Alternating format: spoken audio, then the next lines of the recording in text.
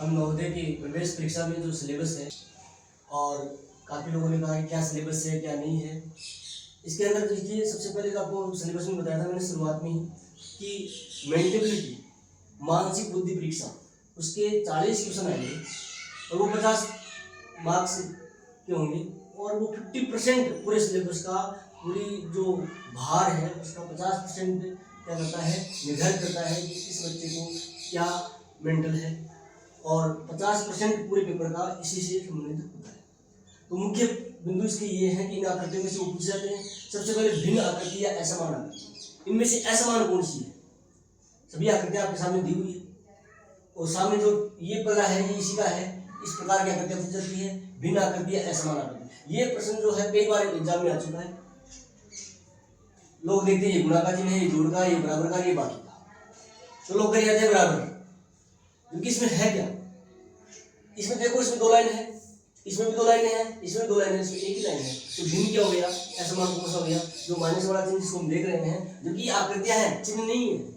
चिन्ह को नहीं देखेंगे, गुणा का आ गया, भाग का आ गया, जोड़ का आ गया, नहीं, ये नहीं देखा जाएगा। ये आकृतियां हैं तो आकृतियों के अनुसार ही आपका आंसर होना चाहिए। तो भिन्न आकृतियों में सबसे भिन्न आकृति ये है क्योंकि इसमें एक ही लाइन है, जबकि इनमें सब में 2 लाइन है। दूसरा जो प्रश्न होता है, समान हूबहू की आकृति, बिल्कुल एज इट इज जैसे क्वेश्चन में है वैसे ही उसके आंसर में भी हो। तो एक प्रश्न आपको दिया हुआ है, इसके हूबहू इसमें से निकालनी है, तो कौन सी इसमें से आएगी? सेम ये का ये। तो हर चीज को आपको देखनी है कि आधा गोले में से देखिए आप, आधा भरा हुआ है धरवा और आधा ही त्रिभुज जो है वो ये वृत्त है जो आधा भरा हुआ है और ये त्रिभुज है जो आधा भरा हुआ है। सेम वैसे ही देखेंगे, जो भरा हुआ है आधा आधा इसमें पूरा है, ये तो आएगा नहीं, बिल्कुल ही नहीं आएगा। चलिए फिर इसके बाद ये जो है इसमें देखो इधर वाला गोला भरा हुआ है, इधर वाला गोला भरा हुआ है, आधा जो था बाईं ओर का भरा खाली है और दाईं ओर का भरा हुआ है, इसमें उल्टा है, ये भी नहीं आएगा। इसमें क्या है? इसमें सेम बिल्कुल एज इट इज दिख रहा है, लेकिन पहले चौथे को देख लेते हैं, चौथे में क्या दिक्कत है कि चौथा क्यों नहीं आएगा? इसमें ये भरा हुआ है, इसमें हाँ ये तो सही है, लेकिन ये जो है ये उल्टा भरा हुआ है, इस तरफ का भरा हुआ है, ये भी नहीं आएगा। तो अपना आंसर होगा ये।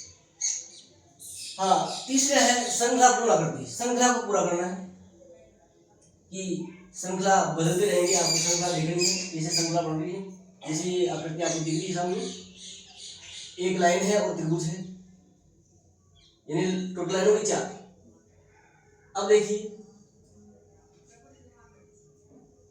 1 की 2 हुई और त्रिभुज का चतुर्भुज हुआ, यानी 1 की 2 हुई, 3 की 4 हुई। अगले में हम देखेंगे तीसरे में, एक तो आकृति 2 थी, 2 के बाद में 3 हो गई, 1 के बाद 2 हुई, 2 के बाद में 3 हो गई और पहले त्रिभुज था, फिर चतुर्भुज था, पंचभुज हो गया। तो क्या आना चाहिए? आना चाहिए कि आपकी जो लाइनें होंगी वो 4 होंगी और पंचभुज की जगह षटभुज आएगा, षटभुज जिसको कहते हैं। तो यहाँ पर जो है हेक्सागोन जिसको बोलते हैं, ये आंसर आना चाहिए। 1 2 3 4 लाइनें और हेक्सागोन आना चाहिए आपका ऐसा।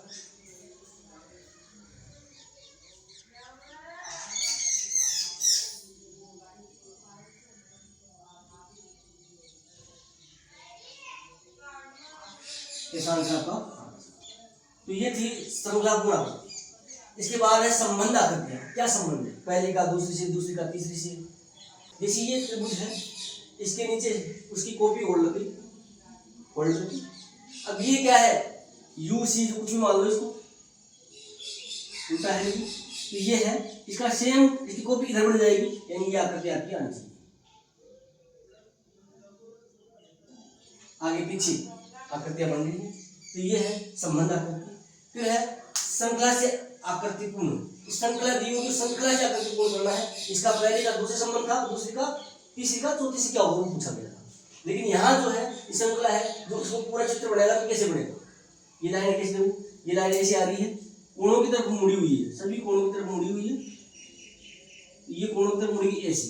तो जो ऐसे मुड़ेगी, देख ले इस कोने की तरफ देखिए, तो यहाँ से ये बिल्कुल नहीं होगा, ये भी बिल्कुल नहीं होगा। अब इन दोनों में है, इन दोनों में देखो यहाँ एक बिंदी आएगी और यहाँ पर त्रिभुज, चतुर्भुज, पंचभुज और षटभुज।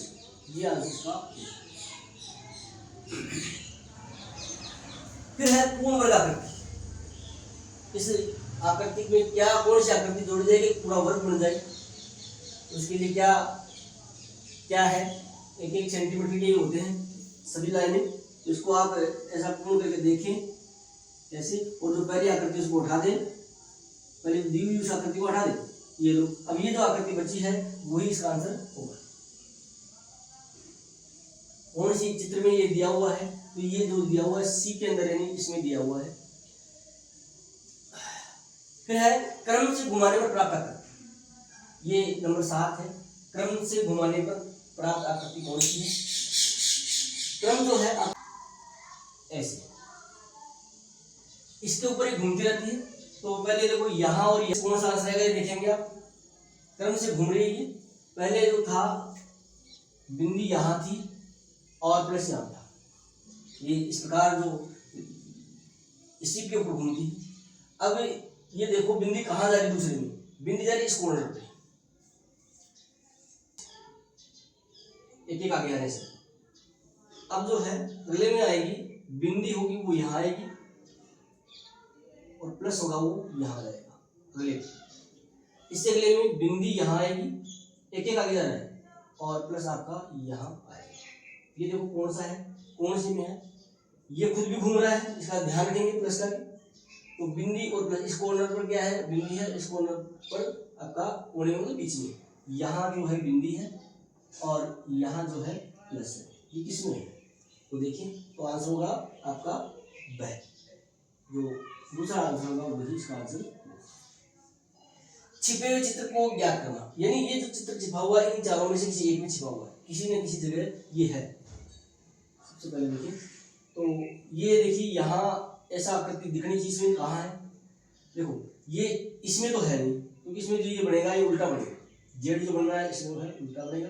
इन दोनों में बिल्कुल नहीं है, क्योंकि ये आधे आधे हैं, जबकि ये पूरा कंप्लीट हो रहा है। देखो इधर से इधर पूरा जा रहा है, इधर से इधर पूरा जा रहा है, इसलिए तो आधे आधे हैं, ये होंगे नहीं। तो ये रहा है, जो ये देखो ये रहा, इसलिए ये आंसर होगा इसका। इसके बाद है कागज को मोड़ने व काटने से संबंधित प्रश्न।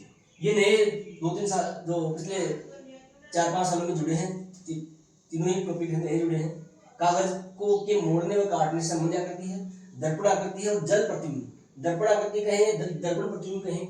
इसके बाद है जल प्रतिबिंब। ये जो है ये तीनों ही आपको मैं अलग से आपको बताऊंगा कि कैसे प्रकार से ये होंगे। तो सबको एक एक वन बाई हम लेंगे और अब लगातार इस पर अध्ययन करेंगे, क्योंकि समय हमारे पास कम है।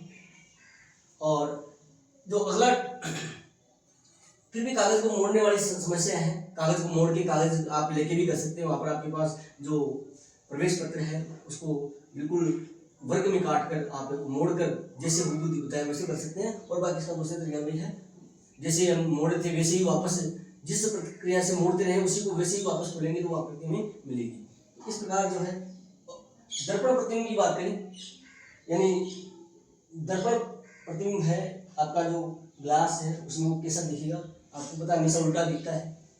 और उल्टा दिखता है तो वहाँ पर जो हम काटेंगे मोड़ेंगे या नीचे देखेंगे तो वहाँ पर क्या होगा, उसको पीछे से कागज की तरफ देख लो, पेपर को पीछे की तरफ से देख लो, वही क्या होगा दर्पण प्रतिबिंब हुआ। और जल प्रतिबिंब में देखिए, दर्पण प्रतिबिंब में दाएं का बाएं बनता है, बाएं का दाएं बनता है, जबकि जल प्रतिबिंब में ऊपर का नीचे बनता है और नीचे का ऊपर बनता है। यही दोनों में फर्क है। और जब हम ये टॉपिक लेंगे 1 बाय 1 स्टार्ट करेंगे, यहीं से शुरू कर देंगे, भले नीचे वालों से जो भी है, और रोज एक टॉपिक एक बिंदु पर हम चर्चा करेंगे। ज़्यादा बड़ा नहीं है, छोटा सा है, इतने लिए 10 दिन के अंदर ये कंप्लीट होने वाली चीज़ है, ज़्यादा बड़ी है नहीं। और आप इसको करोगे तो आराम से ये आएगा। हाँ, इसके बाद हम पढ़ेंगे ये सिलेबस जो था 50% ये मेंटल था। इसके बाद अपन गणित की बात करेंगे। गणित जो है आपका योग्यता परीक्षा है, उसमें जो क्वेश्चन होंगे वो 20 होंगे, मार्क्स होंगे 25 यानी 25 होंगे, और वेट होगा 1/4 यानी 25%। इसमें इसका वेट होगा वो 25% यानी 25% होगा, यानी चौथा हिस्सा इसका रहेगा। तो 50% आपको मैंने बताया कि आपका जो 50% है यानी आधा, पूरे आपके सिलेबस का आधा जो है मानसिक योग्यता पर आधारित होगा। और दूसरा है 25% है गणितीय योग्यता पर आधारित होगा, इसका 20%। पहले ये 25% आती थी, आज जो 2000 20 यानी कोरोना से जो पहले थे, ये जब पेपर लगता था उसके 100 प्रश्न होते थे और 25 प्रश्न इसके आते थे गणित के, 50 प्रश्न आते थे मानसिक योग्यता के और 25 प्रश्न आते थे हिंदी के। लेकिन कोरोना के बाद क्या हुआ कि कर दिए गए हैं, पहले 50 की जगह अब कर दिए गए 40। गणित मानसिक योग्यता जो पहले प्रश्न 50 आते थे उसकी जगह कर दिए गए 40, और जो गणितीय योग्यता परीक्षा है उसके पहले 25 प्रश्न आते थे, अब कर दिए हैं 20। और हिंदी के जो भी प्रश्न आते थे वो भी पहले 25 आते थे, उनको भी कर दिया है 20। मार्क्स वही रखे हैं, केवल क्वेश्चन कम किया है और समय भी वही रहा है, यानी टाइम की भी आपको लाभ मिला है कोरोना के बाद। तो इसके बाद जो है इसका पहला टॉपिक है संख्या और संख्या पद्धति। अब संख्याएं बहुत सारी है, पूर्ण संख्या, प्राकृतिक संख्या, पूर्णांक, सम संख्या, विषम संख्या, अभाज्य संख्या। बोर्ड मास के पर आधारित जो भी रूल है वो सब इसमें आते हैं। साधारण छोटे मोटे जो भी संख्याएं होती है बोर्ड मास में, तो ये अपना टॉपिक चल रहा है। ये टॉपिक चल रहा है, पूर्ण संख्या हो गया हमारा, प्राकृतिक संख्या हो गया, पूर्णांक हो गया, सम संख्या हो गया, विषम संख्या हो गया, अभाज्य संख्याओं के प्रश्न बाकी है और बोर्ड मास के प्रश्न अभी बाकी है। तो ये जो टॉपिक हम 1 बाय 1 करेंगे और बिल्कुल क्लियर करेंगे कि कोई ऐसा प्रश्न, कोई ऐसा एरिया छूट न जाए। भिन्नात्मक संख्याएं, भिन्नात्मक कौन कौन सी भिन्न होती है? उचित भिन्न होती है, अनुचित भिन्न होती है, मिश्र भिन्न होती है, दशमलव भिन्न होती है, भिन्नों के जोड़ है, भिन्नों के बाकी, गुणा, भाग, आरोही क्रम में भिन्नों को आरोही क्रम में व्यवस्थित करना, अवरोही क्रम में व्यवस्थित करना, दशमलव भिन्न से साधारण भिन्न में बदलना, साधारण भिन्न को दशमलव भिन्न में बदलना। ये प्रश्न इस टॉपिक के अंतर्गत आते हैं। इसके बाद गुणनखंड, गुणांक एवं अभाज्य गुणनखंड। गुणनखंड, गुणांक और अभाज्य गुणनखंड, ये अपना टॉपिक होगा। गुणनखंड आप जानते हैं कि कितने भी, जैसे 8 गुणन करें हम, 1 2 4 8। लेकिन अभाज्य गुणन की बात करें तो अभाज्य गुणन इसका केवल 2 ही होगा। इसके बाद एलसीएम और एचसीएफ, ये भी ध्यान रखें। एचसीएफ को जीसीडी भी कहा जाता है। किसी मीनिंग एक ही है, हाईएस्ट कॉमन फैक्टर और ग्रेटेस्ट कॉमन डिविजिबल, और ये है लिस्ट कॉमन मल्टीपल। जीसीडी और एचसीएफ एक क्लास में था, तो मेरे ये टॉपिक था, वहाँ इसको जीसीडी से पढ़ाया मैंने, और यहाँ जो एनसीईआरटी की बुक्स है उसमें एचसीएफ दिया है, तो मतलब एक ही, दोनों का मीनिंग एक ही है। इसलिए आप वहाँ पर जो सेंट्रल बोर्ड है, सीबीएसई के बोर्ड है, उसके अंदर इसको जीसीडी से रिप्रेजेंट किया था एचसीएफ की। मात्रक व उनका परिवर्तन। मात्रक है, जैसे लंबाई की मात्रक है, metre, centimetre, millimetre, kilometre, decametre, decimetre, वो सब इसी में है। क्षेत्रों की मात्रक है, वर्ग गज, वर्ग किलोमीटर, वर्ग मीटर, वर्ग सेंटीमीटर, वर्ग मिलीमीटर, सब इसमें आते हैं। आयतन, क्षेत्रफल में ध्यान रखें 2 चीजें और आती है, बीघा और हेक्टेयर। इसका भी ध्यान रखेंगे, बीघा 1 हेक्टेयर है, उसमें 10,000 वर्ग मीटर होते हैं, ये भी आप ध्यान रखेंगे। आयतन, आयतन संबंधित प्रश्न है। आयतन कौन कौन से होते हैं? घन मीटर है, घन सेंटीमीटर है, फिर है, और आयतन में आता है आपके लीटर है, वो धारिता में भी आएगा। घन मीटर को लीटर में बदलना और लीटर को घन मीटर में बदलना, वो सभी यहाँ पर आएगा। धारिता, धारिता के आयतन से रिलेटेड है, लीटर है, वो इसमें आएगा। द्रव्यमान, यानी इसको मास बोलते हैं, mAs मास, द्रव्यमान है। भार रिप्रेजेंट किया जाता है इससे। समय, समय के अंदर देखिए, मिनट को सेकंड में बदलना, मिनट को घंटे में बदलना, घंटे को मिनट में बदलना, घंटे को सेकंड में बदलना, ये सब। तापमान, फ़ारेनहाइट को डिग्री सेल्सियस में बदलना, डिग्री है सेल्सियस को फ़ारेनहाइट में बदलना। फिर है धन, धन जो है यानी पैसा, 1 रुपये में 100 पैसे होते हैं, तो रुपये को पैसे में बदलना, पैसे को रुपये में बदलना।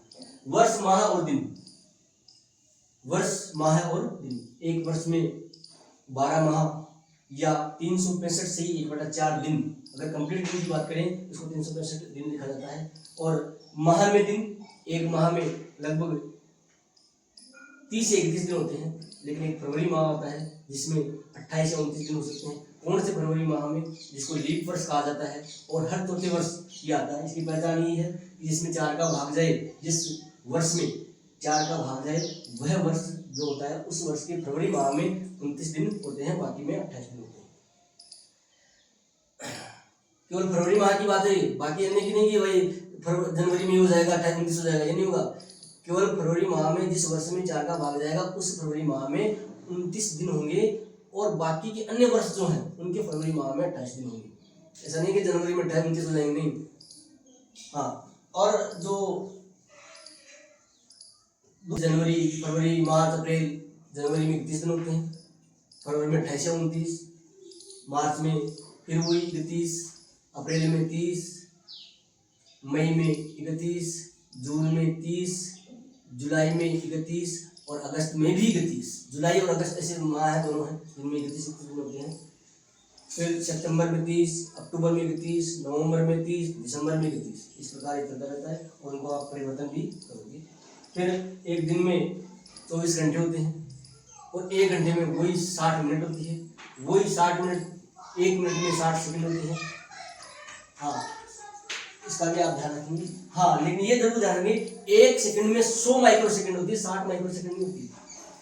एक सेकंड में 100 माइक्रो सेकंड होती है, इसका भी आप ध्यान रखेंगे। फिर है समय, दूरी, चाल। समय, दूरी व चाल या गति इसको कह सकते हैं। तो दूरी का जो सूत्र समय गुणा चाल, इससे रिलेटेड प्रश्न होते हैं। फिर चाल परिवर्तन, जैसे किलोमीटर प्रति घंटा को मीटर प्रति सेकंड में बदलना, मीटर प्रति मिनट में बदलना, इस प्रकार जो या मीटर प्रति सेकंड को किलोमीटर प्रति घंटे में बदलना या मीटर प्रति मिनट में बदलना, ये प्रश्न भी आपको बहुत सारे देखने को मिलते हैं। संख्यात्मक व्यंजकों का समीकरण, संख्यात्मक व्यंजक होते हैं, इसमें वही बोर्ड मास के ऊपर रिलेटेड होते हैं सारी लगभग, और उसमें एक होते हैं रेखा बंधनी। जो रेखा बंधनी होती है इसको बोलते हैं, वो बॉन्डिंग लाइन जो होती है वो सबसे पहले सोल्व की जाती है और उसके बाद में जो है बाकी उसको सोल्व किया जाता है बोर्ड मास के अकॉर्डिंग। ये आपका संख्यात्मक व्यंजकों का समीकरण है। प्रतिशत में उनका अनुप्रयोग है, प्रतिशत कैसे निकालते हैं वो आप यहाँ देखेंगे। इसमें प्रॉफिट एंड लॉस, लाभ और हानि, ये इसका अगला टॉपिक है। इसके बाद जो टॉपिक है वो भी आपको अभी पढ़ना है, साधारण ब्याज। साधारण ब्याज में जैसे मूलधन, समय, दर और ब्याज से संबंधित प्रश्न होंगे। इसमें स्पेशली हम दर को स्पेशली पढ़ना है इसके अंदर, और समय, दर और समय इसमें स्पेशली पढ़े जाएंगे और उसके अकॉर्डिंग ही अपना जो मूलधन और ब्याज निकाला जाएगा, दर वगैरह सब मिलेगी। इसके बाद अगला टॉपिक है परिमाप, क्षेत्रफल और आयतन। परिमाप वर्ग है, इसमें आयत है, इसके बाद त्रिभुज है, इंगड़ी फिगर्स का होता है, जैसे घन है, घनाभ है, घन और घनाभ भी यहाँ पर हम पढ़ेंगे। बेलन, शंकु ये आपके नहीं है। इसके बाद एक औसत यानी एवरेज, औसत जो वाला टॉपिक है उसमें एवरेज वाला हमने पढ़ा है, कुछ थोड़ा बहुत पार्ट पढ़ा है, जैसे प्राकृतिक संख्याओं का औसत है, पूर्ण संख्याओं का औसत है, सम संख्याओं का औसत है, विषम संख्याओं का औसत है, ये हमने पढ़ा है। और इसके बाद है वर्ग, घन, वर्गमूल और घनमूल। तो यहाँ पर जो टॉपिक दिया है वर्ग और घन, इसके अंदर स्पेशली पढ़ा जाएगा वर्गमूल। सबसे ज्यादा जो वेट है वर्गमूल पर दिया जाएगा, घनमूल छोटा सा टॉपिक, ज्यादा बड़ा नहीं पूछा जाएगा। वर्ग और घन, वर्ग और घन आपको मैंने बताया था कि आप 50-50 याद करके रखना। और उसके बाद स्पेशली जो फोकस होगा वो वर्गमूल पे होगा। वर्गमूल निकालना अपने को सीखना है यहाँ पर। घनमूल बहुत छोटा टॉपिक है, घन भी छोटा है, वर्ग भी छोटा है। वर्ग तो हम कर सकते हैं गुणा करके भी, और आपको बताया था 50 तक के हम जो है वर्ग याद भी करेंगे, घन भी याद करेंगे 20 तक। तो ये जो है, ये अगर 50 तक वर्ग याद कर लेते हो और 20 तक घन याद कर लेते हो कहीं भी, तो जब सॉल्यूशन करोगे वहाँ दिक्कत नहीं आएगी आपको, वरना वहाँ तो टाइम लगने वाला है। अनुपात और समानुपात, रेशियो और प्रोपोर्शन हम पढ़ेंगे। तो रेशियो जो है वो हम विशेष तौर से यहाँ पर पढ़ा जाएगा। ये टॉपिक्स जो हैं नवोदय विद्यालय प्रवेश परीक्षा में पूछे जाते हैं विशेष तौर से, और इनका हम अध्ययन करेंगे 1 by 1। इसके बाद जो अगला टॉपिक है वो है हिंदी। हिंदी के बारे में आप देखिए क्या क्या आता है हिंदी के अंदर, वो भी हम देखेंगे कि हिंदी जो है उसके भी 1/4 1/4 यानी 25% भाग जो है इसमें इस परीक्षा में है। और उसमें विशेष तौर से 4 पैराग्राफ आते हैं। उन चारों पैराग्राफ में आपके संज्ञा से संबंधित प्रश्न, सर्वनाम से संबंधित प्रश्न, विलोम शब्द, पर्यायवाची शब्द, ये वहीं से पूछे जाएंगे। जो भी प्रश्न पूछा जाएगा उस पैराग्राफ में से ही पूछा जाता है हिंदी के, और उन वहाँ भी जो प्रश्न होंगे वो 20 होंगे। इसका मैं आपको बताऊंगा 1 by 1। लेकिन इसमें जो है विशेष तौर से भाषा ज्ञान जरूर है, विशेष बल दिया गया है भाषा ज्ञान को, यानी भाषा यानी आपके जो पैराग्राफ है उनको पढ़ के ही उनको आंसर देना है, जिसके अंदर आपको विलोम शब्द भी पूछा जाएगा, पर्यायवाची शब्द भी पूछा जाएगा, इसके बाद संज्ञा सर्वनाम भी पूछे जा सकते हैं। इससे ज्यादा इसमें आपको नहीं पूछा जाएगा। क्रिया भी थोड़ी बहुत कहीं पूछ सकता है। इसके बाद इससे ज़्यादा नहीं, संज्ञा, सर्वनाम, क्रिया और विलोम शब्द, पर्यायवाची, बस इसके अलावा यहाँ पर कोई ज़्यादा विशेष प्रश्न हिंदी के अंदर नहीं पूछ जाते हैं। लेकिन सारे प्रश्न होंगे वो भाषा ज्ञान से संबंधित होंगे, जिसका भी भाग कितना है 25% है। 20 ट्यूशन उसके भी आएंगे और वहाँ पर आप ध्यान देंगे। तो धन्यवाद। और अब डेली हम आपके पास वीडियो डालेंगे और पूरा सिलेबस जल्दी से जल्दी कंप्लीट करेंगे और हर पार्ट हम करेंगे। ऐसा नहीं है कि हम गणित करेंगे, हम मेंटल करेंगे, मेंटल पार्ट को भी पढ़ेंगे। इसके अलावा हम जो भाषा ज्ञान है हिंदी का है वो भी पढ़ेंगे। धन्यवाद।